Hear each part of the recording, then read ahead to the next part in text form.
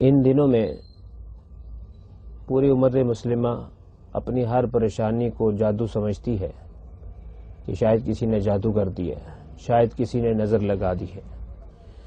دنیا تکالیف کی جگہ ہے، یہاں تکالیف آتی جاتی رہتی ہیں۔ جیسے سورج روزانہ نکلتا ہے، روزانہ ڈوبتا ہے،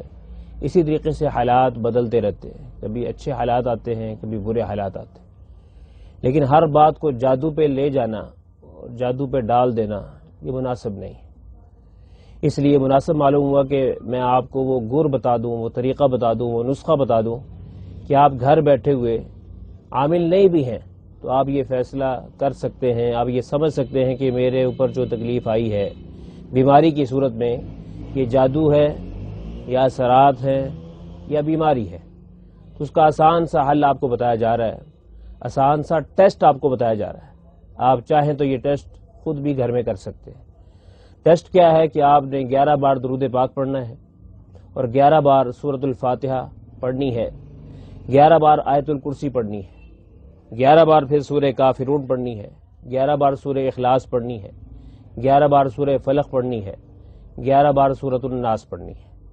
اور آخر میں 11 بار درود شریف پڑھنا ہے۔ اور اس کو پڑھ کے اپنے اوپر دم کریں، پانی پاس رکھا ہو تو اس کو پی لیں، اور اگر کسی اور کا مسئلہ ہو تو اس کے اوپر آپ پھونک ماریں یا اس کو پانی پہ دم کر کے دے دیں،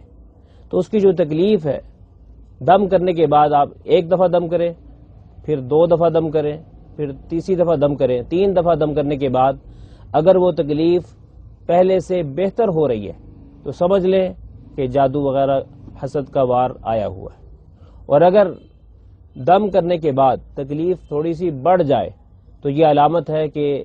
ہوائی اثرات ہیں، جناتی اثرات ہیں، آسیب ہے۔ آسیب جناتی اثرات کو کہا جاتا ہے۔ اور اگر نہ بیماری بڑی ہے نہ کم ہوئی ہے، دم کرنے کے بعد وہی کنڈیشن، وہی کیفیت ہے،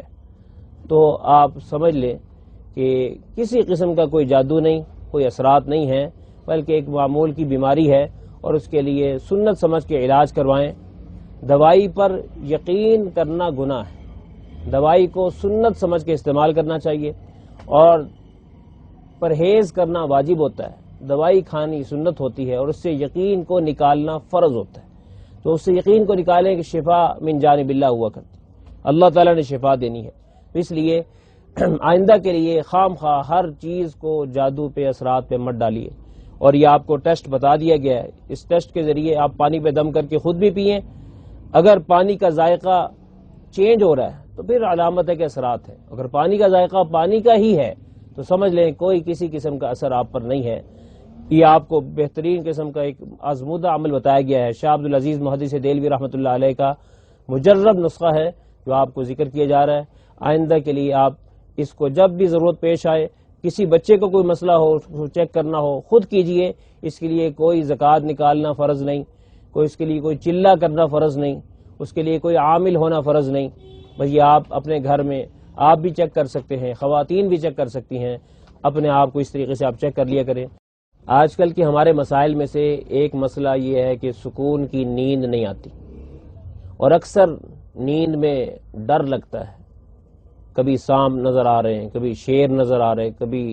جناب جانور پیچھے بھاگ رہے ہیں، کبھی درندے کاٹ رہے ہیں۔ رسول اکرم صلی اللہ علیہ وسلم کی تعلیمات کی روشنی میں اگر ہم اس کو دیکھیں تو آپ علیہ السلام نے امت کو ایک بہترین دعا سکھلائی ہے۔ عبداللہ بن عمر رضی اللہ تعالیٰ عنہ کہتے ہیں کہ رسول اکرم صلی اللہ علیہ وسلم نے فرمایا کہ جب کوئی تم میں سے نیند میں ڈر جائے یا اسے نیند میں ڈر لگے تو فکر نہ کرے، یہ کلمات پڑھ لے، شیطان اس کا نقصان نہیں کر سکتا، شیاطین اس کو گزند نہیں پہنچا سکتے۔ اور عبداللہ بن عمر رضی اللہ عنہ کہتے ہیں کہ ہم بالغ بچوں کو تو یہ یاد کرا دیا کرتے تھے، اور نابالغ بچوں کے گلے میں لکھ کر ڈال دیا کرتے تھے، تو اس سے وہ بچے کبھی خواب میں ڈرا نہیں کرتے تھے، خواب کا ڈر ختم ہو جاتا ہے، نیند پرسکون آ جاتی ہے۔ اور اگر نیند میں ڈر بھی لگے تو اس کی تعبیر میں کوئی نقصان نہیں ہوتا۔ وہ دعا بڑی آسان سی ہے، اعوذ بکلمات اللہ التامات من غضبہ وعقابہ وشر عبادہ ومن ہمزات الشیاطین وان یحضرون۔ اس دعا کو 3 دفعہ پڑھ لیں، 5 دفعہ پڑھ لیں، 7 دفعہ پڑھ لیں، ڈر لگتا ہو تو 11 دفعہ تک، 21 دفعہ تک پڑھا جا سکتا ہے۔ یا اللہ میں تیری حفاظت میں آتا ہوں، تیرے تمام صفات کے صدقے میں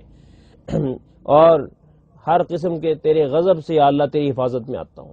تیرے عذاب سے تیری حفاظت میں آتا ہوں، تیرے بندوں کے شر سے میں تیری حفاظت میں آتا ہوں، شیاطین کی ہر قسم کی سرکشی سے میں تیری حفاظت میں آتا ہوں، سازشوں سے تیری حفاظت میں آتا ہوں، میرے پاس کسی قسم کے شیاطین حاضر ہوں یا اللہ میں تیری حفاظت میں آتا ہوں۔ اس لیے اس دعا کو یاد کر لینا چاہیے، اور اگر ڈر لگے تو اس کی تعداد کو بڑھایا جا سکتا ہے۔ اللہ سبحانہ و تعالی میری اور آپ کی ہر شر سے حفاظت فرمائے۔ وآخر دعوانا ان الحمدللہ رب العالمین۔